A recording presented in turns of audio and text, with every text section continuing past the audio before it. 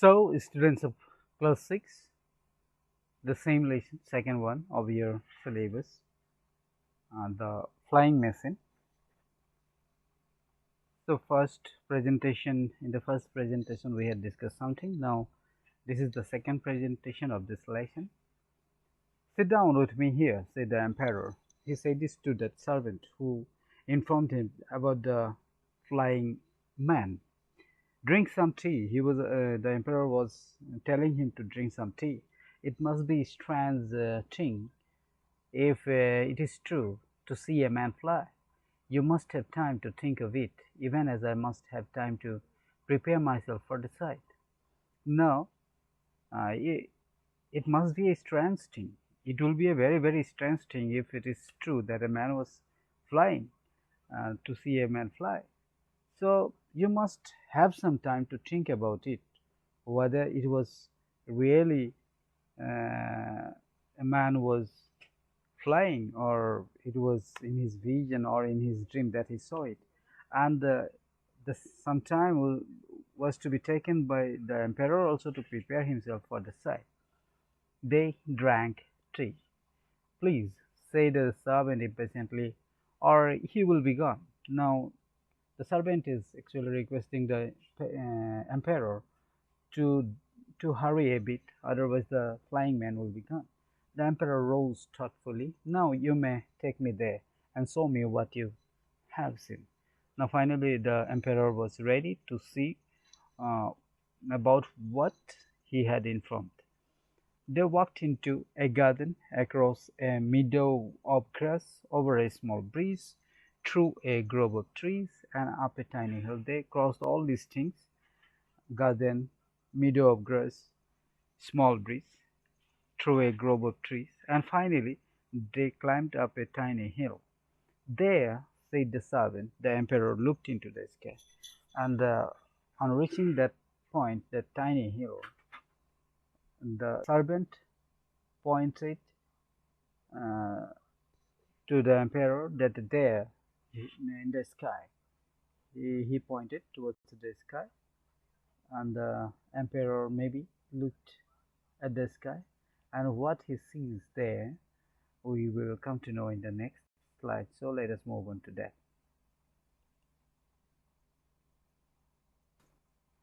So here it is, and in the sky, laughing so high that you could hardly hear him laugh, was a man. And the man was clothed in bright papers, and reached to make wings and a beautiful yellow tail. And he was soaring all about like the largest bird in the universe of birds, like a new dragon in a land of ancient dragons. Now, what they could see, that man laughing so high that you could hardly hear him laugh. He was laughing actually, but he was very high, from a great height. He was laughing, and you will not be listening him laugh.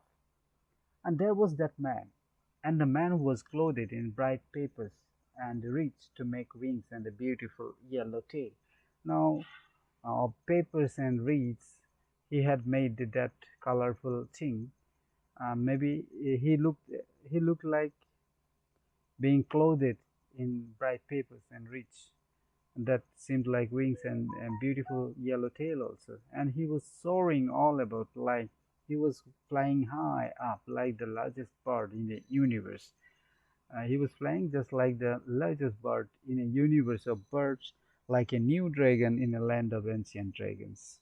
So this is what they imagined looking at that man flying. The man called down to them from high in the cool winds of morning, I fly, I fly. The man was calling them and telling that he was flying, he was flying. The servant waved to him, yes, yes. Now the servant, waving his hand, told that, yes, we can see you flying. So this much in this slide. Let us move on to the next and see what's there. So here it is. The servant waved to him, yes, yes. The Emperor Yuan did not move. No, the Emperor did not move.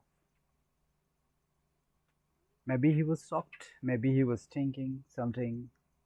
What it was, we will come to know. Instead, he looked at the Great Wall of China, now taking shape out of the farthest mist in the green hills. That wonderful wall which had protected them for a timeless time from enemy hordes and preserved peace for years without number. He saw the town nestled to itself by a river, and the road and the hill beginning to awaken. Now the emperor did not move, but he looked. Looked where? At the Great Wall of China, and was thinking what the Great Wall of China was doing. It was actually protecting them from their enemies for years, and people could live there peacefully due to that. And and he saw the town. He looked at the town, nestled to itself by a river and a road and a hill.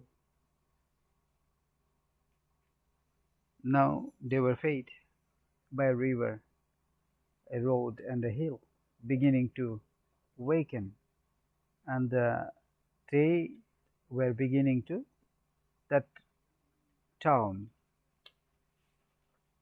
actually was beginning to waken. So this is what he saw. He saw the Great Wall of China. He saw the town.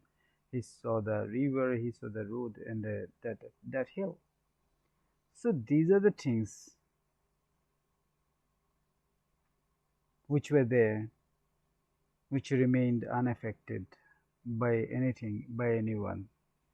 Now, what was there in the mind of the emperor, we will come to know very soon, but not in this presentation, in the next presentation. Till that time, I would like to say bye to you. Thank you.